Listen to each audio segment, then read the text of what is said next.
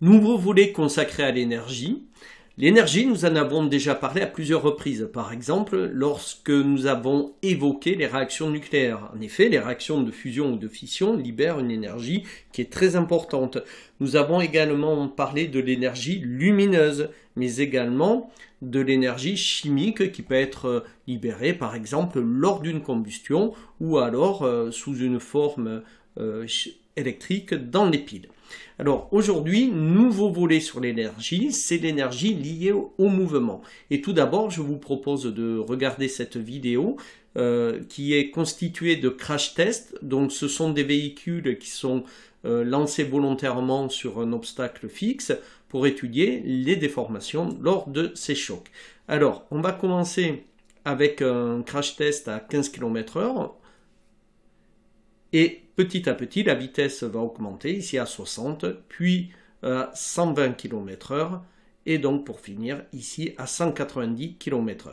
Donc nous constatons que plus la vitesse du véhicule est élevée, plus la déformation qui sera observée après le choc sera importante. Pourquoi? Eh bien tout simplement parce que le véhicule possède une certaine énergie et cette énergie est d'autant plus importante que la vitesse du véhicule est importante. Eh bien cette énergie liée à la vitesse s'appelle l'énergie cinétique et on peut la calculer grâce à la formule suivante.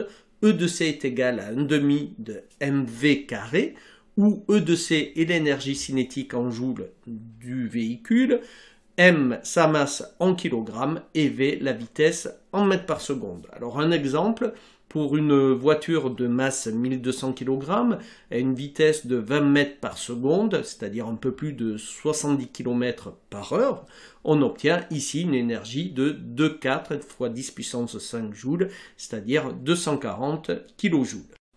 Deuxième type d'énergie qui intervient lors des mouvements, c'est l'énergie potentielle de pesanteur. Par exemple, ici, une pomme en hauteur possède une énergie potentielle de pesanteur plus élevée que lorsqu'elle est au niveau du sol.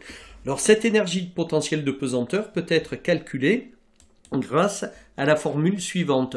E de pp est égal à mgh, où E de pp est l'énergie potentielle de pesanteur en joules, m la masse de l'objet en kilogrammes, g l'intensité de la pesanteur en mètres secondes moins 2 et h la hauteur de l'objet en mètres. Par exemple, une pomme de masse 200 grammes et de hauteur 2 mètres dans un champ de pesanteur qui est égal à 10 mètres secondes moins 2, qui est celui créé par la Terre à son voisinage, bien la pomme possède une énergie potentielle de pesanteur est égale à 4 joules.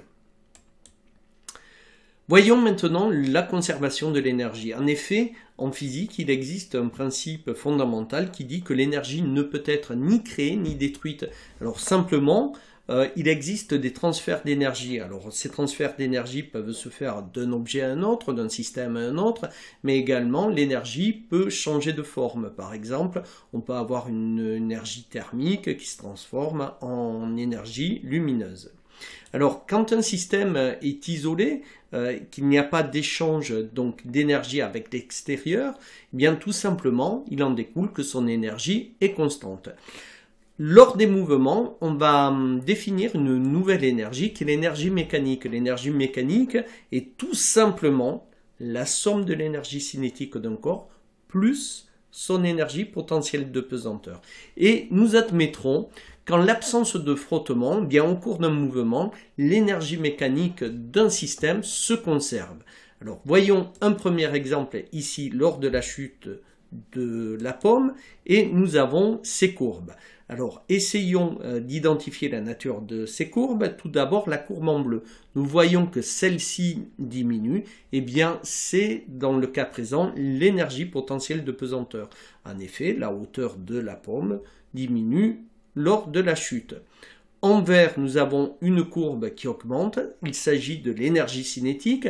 Alors son augmentation est liée au fait que la pomme va de plus en plus vite au cours de la chute.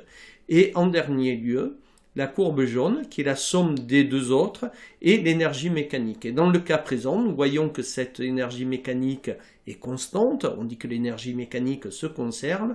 Pourquoi? Bien tout simplement parce qu'on peut négliger les frottements avec l'air. Deuxième exemple, ici, un enfant qui fait du skate sur une piste inclinée. Donc il part avec une vitesse nulle, c'est-à-dire une énergie cinétique égale à 0. On le voit ici, il n'y a que de l'énergie sous forme bleue. Et donc il va descendre et petit à petit, donc, il va acquérir une certaine vitesse.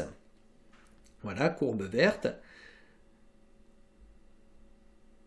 Alors nous voyons que l'énergie cinétique se transforme en énergie potentielle et vice-versa, mais en l'absence de frottement, l'énergie totale est toujours la même.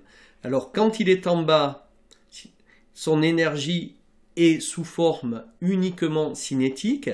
Par contre, quand il est en haut de la trajectoire, son énergie est uniquement sous la forme d'énergie potentielle de pesanteur.